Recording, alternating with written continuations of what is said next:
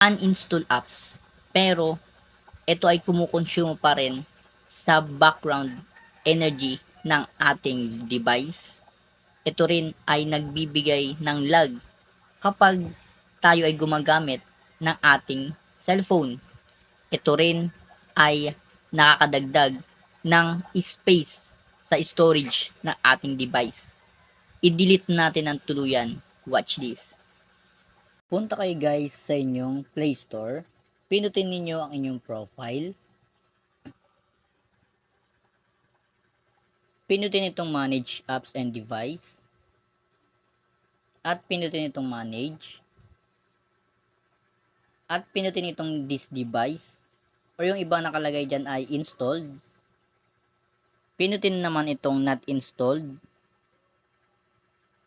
Para i-delete yan lahat guys, pinutin natin yung bawat box sa gilid.